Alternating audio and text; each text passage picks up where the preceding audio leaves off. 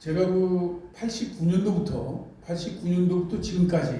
지금까지 어떻게 하면 개발지역 내에 주민들의 권리를 제대로 찾을 수 있나. 그 권리라는 것은 이제 가옥주면 가옥주, 세입자면 세입자, 또 자영업자면 자영업자, 이렇게 개별 그 권익들을 찾는 거에 대해서 실천적으로 연구를 하고 그렇게 지내왔어요. 그런데 제가 요 최근에 와서 이재명 그 씨가 대통령이 됐어요. 그런데 우리 그 국민들이 하나 알아야 될 게, 이번에 제가 뼈저리게 느낀 게 있어요. 이게 뭐냐면, 모든 운동, 부분운동, 다시 말하면 모든 운동이 개인의 이익에 또는 개인의 이기적으로 거기 가는 거에 대해서 감당이 안 되더라고요. 그러니까 저는 그 이재명 대통령을 잘 알아요. 근데 내가 너무 1980년대, 90년대에는 이 철거명 문제가 우리 사회의 가장 이슈였었어요. 그때는 정말 몇만 명, 몇십만 명이 몰려다녔어요. 그러니까 나는 그때만 해도 내가 인생을 걸고 하나님이 주신 이게 사명이다 이렇게 생각하고 내 모든 걸 던져버린 거예요. 저는 정말 내 개인적인 이익과 어떤 그 가정의 모든 걸 다 포기하고 정말 개발지역 내에서 내쫓기는 주민들의 그 참담한 심정에 함께 해온 거예요. 찾아갔죠. 왜냐면 그때 당시만 해도, 지금 여러분들이 이제 들어서 알만한 사람들이 많아. 지금 뭐 조국 혁신당의 조국, 그런 사람들은 사실은 그때만 해도 이념적인 사람이었거든요. 이념적으로 우리 같은 사람들이 현장에 가서, 다시 말하면 개발지역 내에 재개발이 됐든 택지 개발이 됐든 모든 그 개발지역의 주민들은 자기들이 갖고 있는 가치보다 현실적으로 뺏길 수밖에 없는 거예요. 그 구조가. 왜냐하면 제가 누누이 설명했듯이 우리나라는 그때나 지금이나 80년, 그러니까 60년대에 군사정권에서 군사 정권으로 집권한 군인들 시대부터 어떻게 하면 부동산을 이용해서 돈을 벌까, 이런 쪽이 금전적으로 성장해 온 거예요. 그런데 나는 그 세력과, 그 부동산 투기 세력과 90년대 초반에는 맞짱을 뜰 수 있는 그러한 세력이 있었어요. 왜냐하면 철거민들이 많았으니까. 근데 그거를 내가 착각했던 것 같아.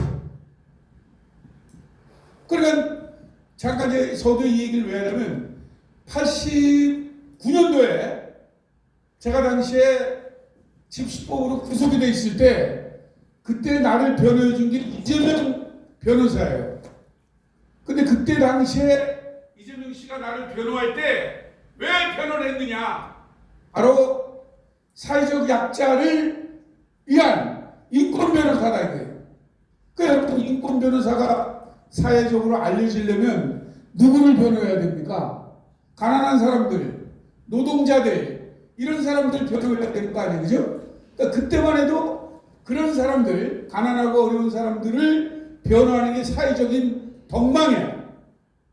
그러니까 나는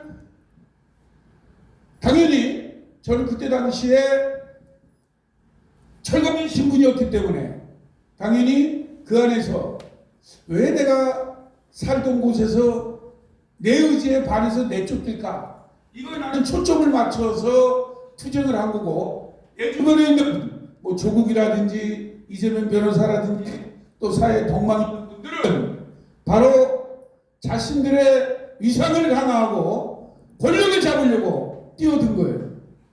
나 그때만 해도 실감이 안 났었어요.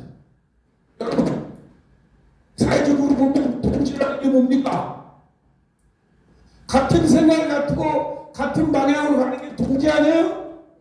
근데 좀 현장에서 어렵고 힘든 사람이랑 함께 할 때 우리를 도와준다니까 그냥 동지로 본 거예요.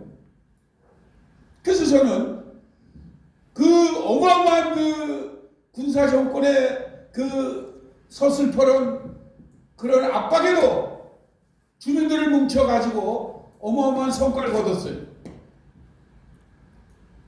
오늘 그 잠깐 여러분들께 제가 계속 청원했지만 새로운 분을 위해서 잠깐 말을 했지만 과거나 지금이나 보상관련법이 하나밖에 없는 거예요. 개발관련법은 70개가 넘어.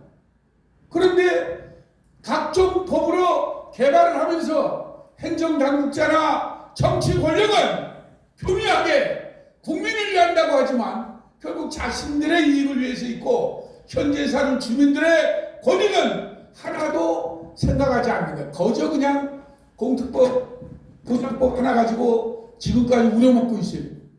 그 공특법상으로 간단히 얘기하면 땅값은 간단해요. 수용을 할 때 표준지가로 주면 돼. 표준지가가 부동산 일반 시세거든요. 근데 표준지가로 안 줘. 공시지가로 주는 거예요. 그 공시지가로 주니까 어때요? 늘 여러분들 알다시피 일반 시세에 많이 줘봐야 60%, 적게 주면 40%. 또 건물값도 감가상각을 감안해서 새로 질 때보다 5년 살았다. 그 거기에 빼버리고 10년 살 빼버리고 그러니까 결국에는 물가는 오르고 건물을 지려면 우리 때만 해도 평당 250만 원이면 아주 좋게졌어요. 250만 원. 지금은 어때요? 500만 원, 700만 원, 1000만 원 이렇게 가는 거야. 그래도 건물에 대한 보상은 어때요? 여전히 그냥 2, 300 정도에 그치는 이런 그 참담한 현실이에요. 저는 지금 왜 이 서두에 이 얘기를 하냐면 권력을 잡으면 근본적으로 약자 편이 돼야 되거든요. 근데 갑자기 거대 담론으로 가버려. 모든 사람을 위한다. 모든 사람을 들여야 돼. 이 정치인들이 하는 특색이 그거예요. 제가 여러분 분당 때부터 지금까지 역대 대통령과 다 싸워봤어요. 이 사람들 저를 만날 때는 한대는 소리가 국민을 위하여 이렇게 얘기를 해요. 여러분 역설적으로 얘기하면 필요한 게 뭡니까? 부분에 어렵고 힘든 사람들, 뭔가 정책의 사각지대에 놓여있는 분들, 이런 분들의 대안을 만들어서 해줘야 되는 거지. 예를 들어서 경제력이 풍요롭거나 잘 되고 이런 사람들을 그냥 냅둬도 잘 살아요, 여러분. 아시겠습니까? 그 사람들은 전쟁한다고 여러분 그게 굿이야. 그럼 대책이 필요한 분들은 누굽니까? 멀쩡히 살고 있는 주민들이 그냥 자기 현 시세보다 보상을 적게 받아. 세입자들 갈 곳이 없어. 장사했던 분들 장사할 곳이 없어. 그럼 이런 사람들 대책을 세워주는 게 훌륭한 정치인데 이게 굴절된 거예요. 1990년대에 제가